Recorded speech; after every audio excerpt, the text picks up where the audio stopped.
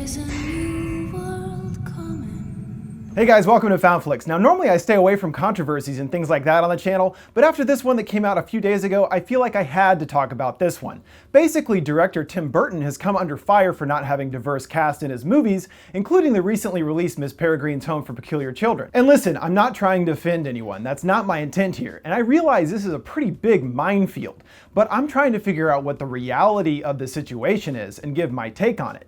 I think the real thing that made this story get legs is based on his response when asked about the lack of diversity in his films. In an interview with Bustle, when asked on the subject, he gave this answer: "Things either call for things or they don't. I remember back when I was a kid watching the Brady Bunch and they started to get all politically correct. Like, okay, let's have an Asian child and a black. I grew up watching blaxploitation movies, alright, and I said, that's great. I don't go like, okay, there should be more white people in these movies." And that was enough ammunition for people to get offended and start shouting racist as loud as they can. I feel like Burton did kind of bring this upon himself though, and honestly his quotes at face value do sound pretty out of touch. But he probably wasn't thinking of what he was saying, just going through the motions of countless interviews, I'm sure, and spouting off an answer. But he should have been thinking at least a little more. The problem is what he's trying to say isn't made very clear from these quotes. He's not racist, what he's saying he's opposed to is feeling obligated or forced into a diverse cast, or kind of diversity stunt casting.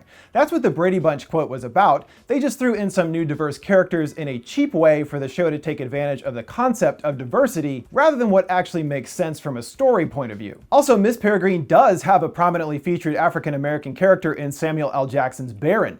It's been considered Tim Burton's first major character in his films that is also a person of color, but also Harvey Dent in Batman was played by Billy D. Williams, who at one point was the only black guy in the entire Star Wars universe. And since Baron is Tim Burton's first black villain, then the villains in all of his other movies are white. So does he hate white people too? Of course not. Burton, just like everyone else, has a worldview influenced by their upbringing, which shapes our tastes and values. And Tim grew up in a very white suburbia many years ago, and his movies usually satirize the whole concept of the suburbs. It makes sense from his worldview, growing up around white people, that most of his stories are what he knows. Same as any other director. It's also important to consider that every movie can't appeal to every audience. They just can't.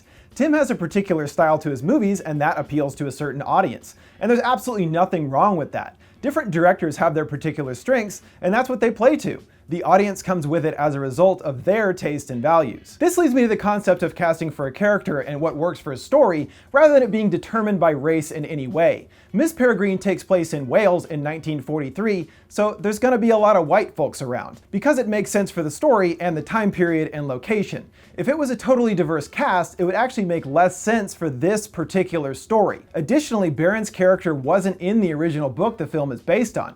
Burton created the character specifically because he wanted to work with Sam Jackson. So Burton actually created a more diverse cast than was in the source material and added a whole new element to the story in the movie. Not because he was forced to, but because he likes Sam Jackson. And well, who doesn't? But then the issue gets turned to, oh well, he's a villain, a caricature. But again, this is a young adult fantasy movie chock full of all kinds of over-the-top kinds of characters.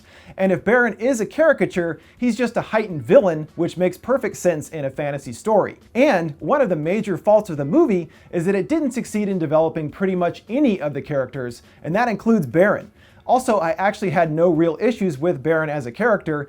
He is kind of silly and really not too menacing of a villain, which I think makes him more interesting. And you can really tell Sam Jackson is enjoying himself in the hammy performance. Regardless, if he could be considered a caricature, it's because the script let him down and nothing to do with his race. I am of course of the mindset that diversity is a good thing, and there are plenty of roles that can be played by any race. Again, it's about the character. I would argue that Denzel Washington as a badass cowboy in the Magnificent Seven remake doesn't make too much sense considering the time period, but I don't really care because Denzel is great. Or Idris Elba as James Bond would be amazing. Not because he's black, but because he's an awesome actor, and I'd like to see his take on the iconic character. And yes, generally Hollywood would choose to cast a white person as the lead because that's the least risky business choice they can make. Movies are a business first and foremost, and as we've heard from other directors, they wouldn't have even been able to get funding for their movie if they had a more historically accurate cast. Looking at you, Exodus Gods and Kings.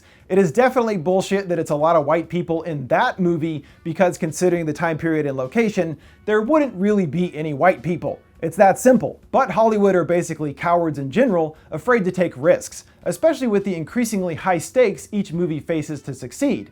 And Hollywood is notoriously slow when it comes to catching up with modern society. They're beginning the process, but it will take a long time to get to an acceptable level, as they've been doing it one way for so many years. This is a very real problem plaguing the industry, and there is no avoiding that truth.